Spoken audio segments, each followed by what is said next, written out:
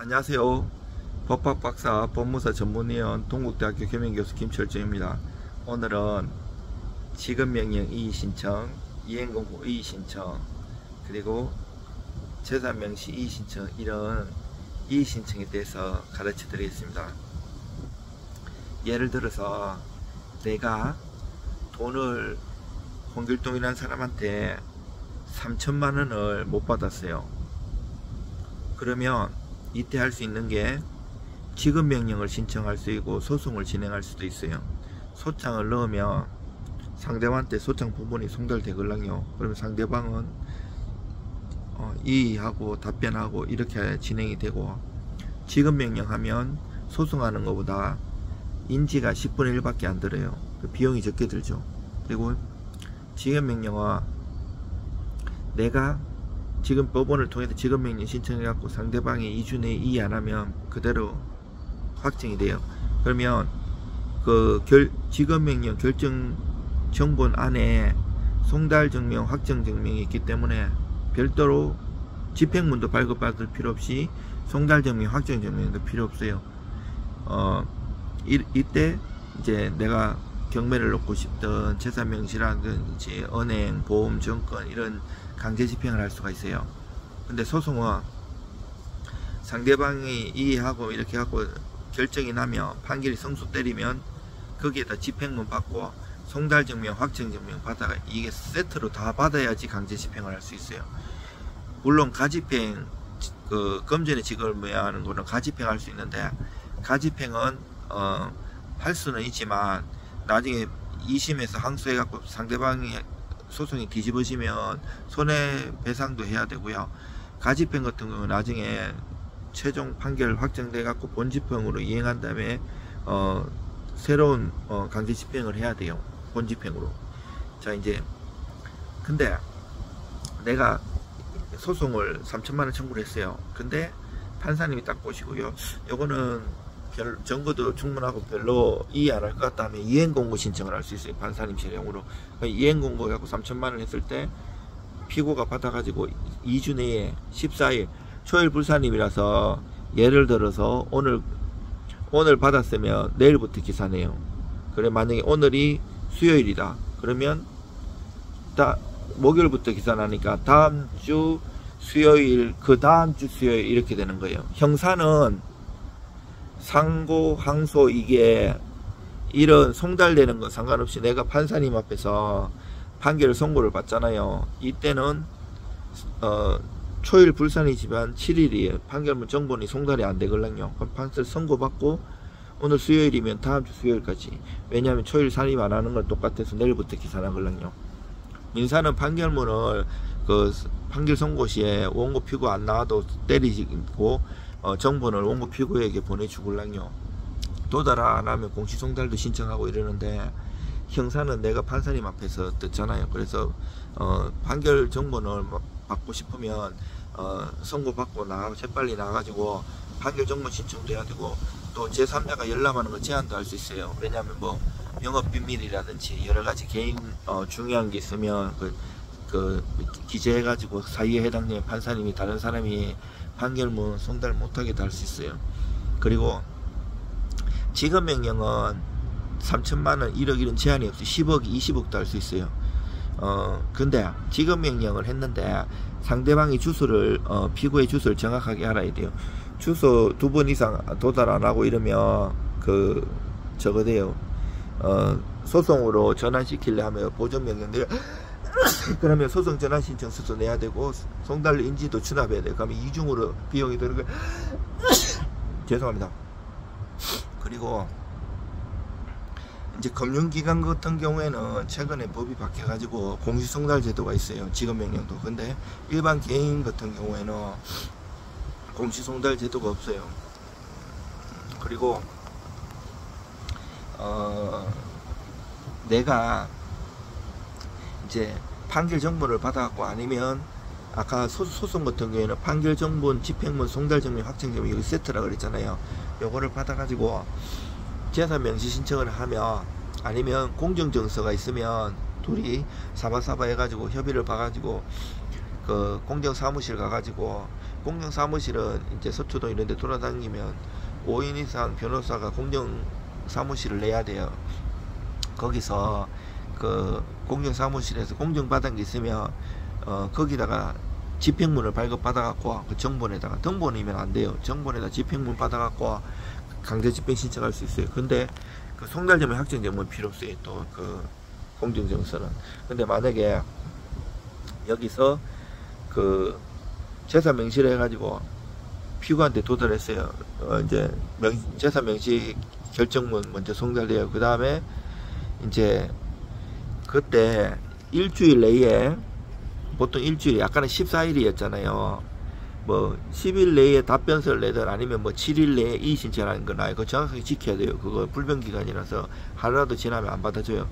그러면 이의 신청을 하면 별도의 사건 번호가 부여야 돼요. 그 재산 명시하고 채무불이행자 명부, 채무불이행자 명부는 신용불량 만드는 거거든요. 2015년 이전에는 가명 다 통일돼 가지고 두 개가 사건이 잘 구분이 안 갔는데, 그 이후에 이 재산 명시는 가명, 채무불이행자 명부되는 가불인데, 가명 이렇게 오잖아요. 그러면 내가 이의 신청을 해요. 그러면 별도 송달 인지하고 사건 번호 별도 부여되고, 내가 이 온 거는 잠시 정지돼요. 만약에 그 억울한 사연이 있으면 이해해가지고 하면 기간은 한 달에서 6개월 사이에 연기할 수 있어요. 근데 이해 안 하고 답변하면 별도의 비용을 안 들고 그냥 법무사 비용만 조금 들어가지고 답변을 해가지고 법원이나 채권자가 오케이 해가지고 뭐 취하를 하든 이렇게 유도할 수 있는데, 거기 쉽지 않고 막 이렇게 가족관계에 뭐 양육비라든지 뭐 불륜 저지르고 이러면 이 감정의 골이 깊어갖고 가족이나 아는 사람들 때 심하거든요. 채권 채무관계가 얽히면 더 합의 잘 안 해줘요. 그러면 이제 이의 신청해가지고 하는데, 별도 사건 번호하고 진행되는데, 만약에 재산 별도 이의는 답변 안 하고 그 나중에 명시 목록 작성하러 와요. 너 뭐 재산이 얼마 있니 이런 거를 거짓말로 하면 그 고소를 하면 3년 이하의 징역이나 500만 원 이하의 벌금에 처해요. 그리고 안 받고 도망다니면 그거 감치처면 그 경찰서 유치장에 20일 동안 갖다 놔요. 그러면 사실 정상적인 직장인이라면 하루만 안 가도 잘릴 수가 있는데 20일 동안 깜빵에 있으면, 유치장에 있으면 잘리겠죠, 회사에. 그래서 좀 강력한 수단이기도 해요. 그거보다 더 강력한 게 이제 채무불이행자 명부등재인데, 요거는 신용불량자 만드는 거예요. 등재되면 은행이나 그 핸드폰 이런 사용도 힘들고요. 그 블랙리스트에 올라가요. 근데 내가 은행에 돈이 없어도 대출 받은 게 있잖아요. 집이든 뭐 생활대출이든 신용대출이든. 그러면 이 문제는 그 은행에서 압박이 더 빨리 갚으라고 이러기 때문에 그것도 강력해요. 다만 재산 명시나 채권 압류 추심, 이 채권 압류 추심도 압류하는 건데, 은행, 통장, 보험, 정권, 뭐 보증금, 배당금 뭐 수백 가지가 넘어요. 근데 이제 채불 같은 경우는 확정되고 6개월이 지나야지 할 수 있어요. 가장 강력하기 때문에 6개월 지나, 저는 강제 집행해갖고 손님들 돈 많이 받아들였어요. 그리고 또 대기업하고 은행권에서도 거래법무사로서 한 13, 14년 넘게 했어요. 지금은 공부한다고 개인들만 도와주고 기관 같은 거는 거래 안 하고 있습니다. 지금은 뭐 법무사가 원래 돈 많이 버는 직업은 아니고요. 그냥 겨우 생활만 하고 공부에 주력하고 있습니다.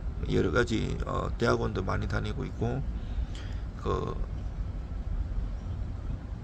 하여튼 공부하는 것들 많고, 또 박사학위도 받았고, 대학원에서 가르치기도 하고, 또 제가 직접 배우면서 변호사 못된 거 한이 있어 가지고 그 공부도 하고 있고, 하여튼 여러 가지들이 많이 있는데, 강제 집행은 저는 이제 일을 많이 받는 스타일이 아니고요. 또 꼭 도와줄 사람 봐가면서 해요. 이 막 진상이고 이러면 도와줬다 괜히 힘들기만 하고요. 사람 댐댐이나 이런 걸 봐갖고 수임하고, 소수의 사람들만 정말 잘 도와드리고요. 어려운 사건도 많이 해요. 이제 논문 같은 것도 많이 쓰기 때문에 또 학회 같은 거 유명한 대법관, 법관, 판사 이런 분들하고 대법원에서 대법원 신유줄 대실에서 항공민사 집행법회라든지 여러 가지 학기도 하고, 이제 특이하고 어려운 것도 많이 해가지고 내가 논문 쓰는 거, 책 쓰는 것도 좋아하고 이러는데요. 결과가 그동안 많이 좋아가지고 고마움을 많이 느꼈어요. 뭐 고맙다고 뭐 저는 뭐 이렇게 순공무수 이런 거 받아본 적도 없고요. 주도 받지도 않습니다. 밥 사주라도 밥도 제가 사고요. 뭐 돈 없지만 그 대신 이제 법비용 못 받고 하는 거예요. 그리고 뭐 이 강제 집행 이런 것도 단계마다 다 그 채무자가 어떻게 반응하느냐에 따라서 법비용도 많이 안 들이고 단계 하는 게 있어요. 막 융당폭등 이것저것 생각 없이 하면 되는 게 아니에요. 그리고 소송도 지급명예나 이행권고도 무조건 하는 게 아니에요. 증거가 잘 있고 상대방이 꼼짝 못하게 내용증명으로 만들어 놓고, 내용증명으로도 미리 해결이 많이 돼요. 민사나 형사 제기될 걸 하면 당신이 손해본다는 거, 법리를 바둑에 수를 두듯이 한 단계 두 단계까지 써주면 이 사람도 받아보고 법무사는 변호사한테 찾아가 가지고 보여주걸랑요. 그러면 이게 저 사람 말이 합당하면 주고 이래요.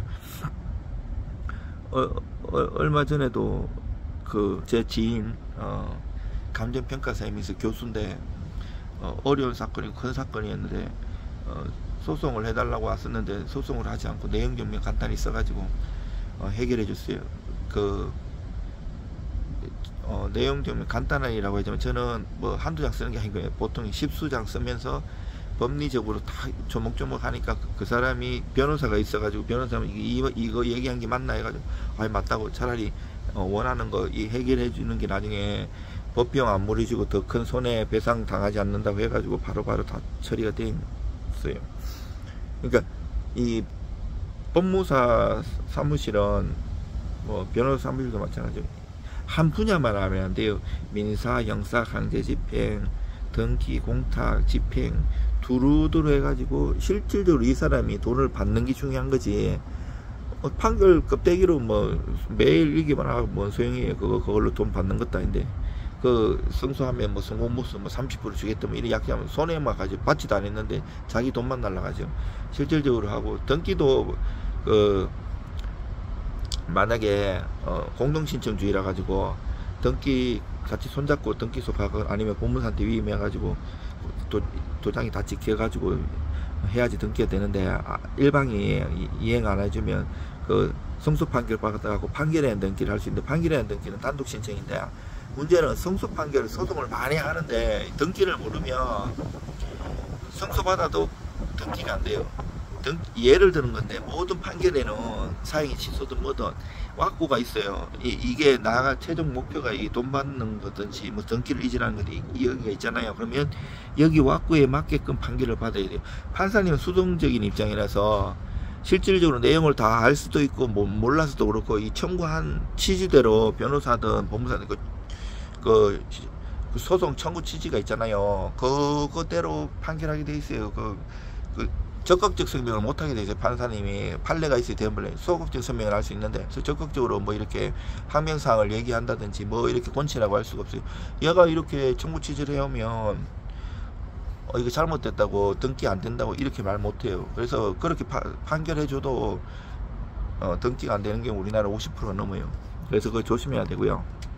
모든 이의신청, 그리고 만약에 맞잖아요. 오면 웬만하면 일단 껍데기라도 이의신청하고 그 위에 준비하는 시간을 2주에서 한 달 정도 두면서 잘 연구해가지고 답변수로 잘 내가지고 소송으로 진행하고, 시간 끌면 합의할 수 있는 시간도 생기고 여러가지 좋아요. 물론 합의가 안되고 지면 소송 비용이 그만큼 늘어나기 때문에, 근데 이행공고든 지급명령이라도 그 뭐 법비용 드는 거 있으면 물어줘야 되기 때문에 어차피 억울한 거 끝까지 싸우고, 1심 우리나라에 3심제가 보장되어 있잖아요. 법상 한스 켈젠의 법단계설 도이치슈프라이로 독일어로 저 한스 켈젠이 그 그룬트노르 그 근본 규범이 있고 헌법 법률 명령 규칙이 있잖아요.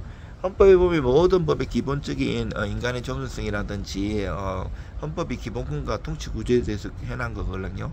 다 권력 분립도 입법부, 사법부, 행정부 다 돼 있고 1심, 2심, 3심제라고 못 박아놨기 때문에 최선을 다해서 싸우는 게 중요해요.